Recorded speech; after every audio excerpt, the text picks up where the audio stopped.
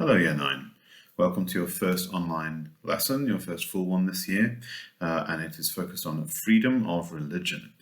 And this is continuing our unit of work on equality, values, and human rights.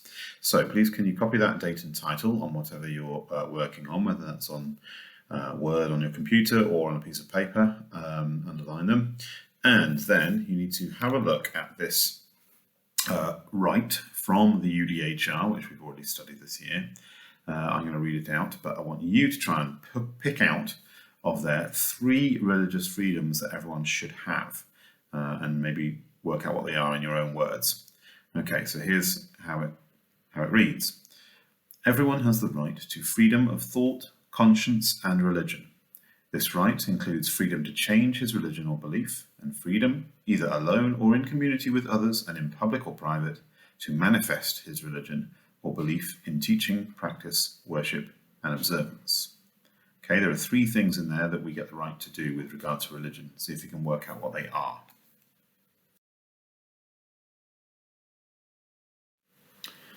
Okay, hopefully you got these. One of them is, I think, really easy to spot. The other one is a bit tricky with the words. So firstly, everybody has, under the UDHR, freedom to believe what you want. You also have freedom to change your beliefs, okay, to convert from one religion to another, or to leave a religion, or to adopt a religion from a position of no religion. And the last bit says that we also have freedom to worship and show what we believe. Okay, the word manifest in the second to last line means show your religion. So that might be through something that you wear, or something that you do, or some other kind of practice. Okay, those are the 3 freedoms that we are guaranteed under the UDHR. Okay, here are our minimum objectives and the push yourself target and the superstar challenge for today. So minimum, everyone must know which 3 religious freedoms we have under the terms of the UDHR. Well, you've just seen that, so hopefully that's easily ticked off. Push yourself. Most students should be able to give their opinion on questions about religious freedoms. Even though we're not in class, we will still be giving some opinions. And superstar challenge, some students could give opposing views on discussion questions. Okay, so looking at things from 2 sides is a higher level skill. Okay, we're going to read this now, and you've got some questions to answer on the next slide about it, so look closely, please. The Bible and religious freedom. The Bible encourages tolerance and harmony. The book of Mark features a story in which Jesus' followers saw a man who wasn't from their group driving out demons in Jesus' name. Jesus told them not to stop him, saying, "For whoever is not against us is for us." That's from Mark chapter 9, verse 40. When different Christian groups fight, verbally or physically, they're not following the Bible. Ephesians 4, verse 2 says, "Be completely humble and gentle, bearing with one another in love." Romans 12:18 says, "If it is possible, as far as it depends on you, live at peace with everyone." And there's another verse here at the bottom from Romans chapter 16. "I urge you, brothers and sisters, to watch out for those who cause divisions and put obstacles in your way that are contrary to the teaching you have learned. Keep away from them." Okay, now we've read that through. Here are some questions that I'd like you to answer, please. Questions 1 to 3 are for everybody, and they're fairly simple and straightforward.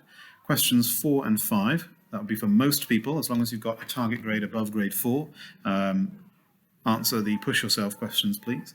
And those of you with a target grade above 7 or above, go for the superstar challenge as well, please. Make sure your answers make it clear what the question was. No answers that start with yes because or no because. Okay, thank you.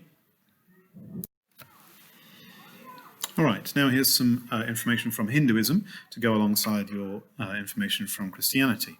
This is a quote from Gandhi, who explained his views on religious tolerance like this. "I shall not fear anyone on earth. I shall fear only God. I shall not bear ill will toward anyone. I shall not submit to injustice from anyone.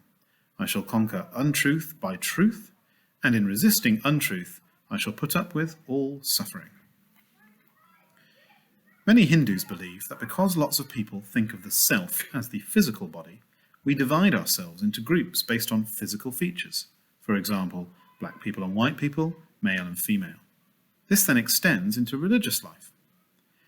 However, Hinduism teaches that the self is the person inside and is clothed in a body. So the physical differences between us are only external and shouldn't matter. All religious people share the same inner being and are actually on the same religious journey. Okay, you're going to need to pause the video here again and have another look at that information from Hinduism and answer the orange question for everybody. And those people who have a higher target grade, please have a go at the red question as well. Okay, thanks very much, well done.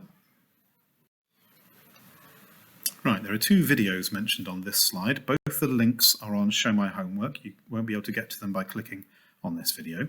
And the colours of the text here suggest to you which one's easier and which one's harder. You can watch both and then choose which question to answer. That's up to you. But I'd like you to choose, please, one out of these two tasks to do based on those videos. All right, have a go. Even if you find it a little bit tricky, do your best. Right, this is your final task, and it definitely needs to be submitted to your teacher to show that you've worked through the lesson. There are 5 discussion questions here, which obviously if you were in school you would be talking about with your classmates, but I'd like you to think about them for yourselves and pick one that you're going to answer nice and clearly at the end. So, question 1, does everyone have religious freedom in the UK in reality? Okay, we have it theoretically in our laws, but do we actually really have it? Are you free to change religions, for example, if you want to? Number 2, does religious persecution happen?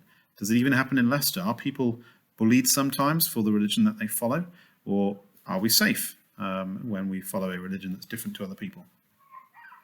Number 3, why is it important to learn about religious freedom and tolerance? Why do you think we include this in your GCSE and in your Year 9 work?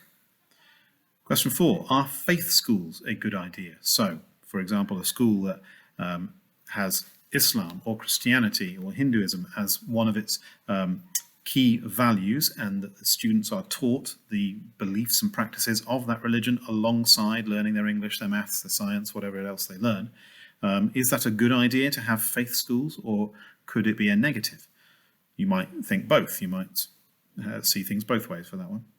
And question 5, is it a good thing to have a state religion? That means a religion that everybody in the country is supposed to follow, and the government says you have to follow this religion, and if you don't, there could be consequences and problems for you.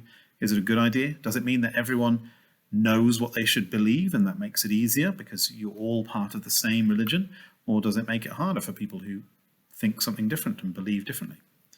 Okay, so pick one of those 5 questions and then answer it based on the green or the orange or the red instructions here. Okay, and do your best to push yourself, whichever one you choose. Well done, thanks very much. Don't forget to submit your work to your teacher.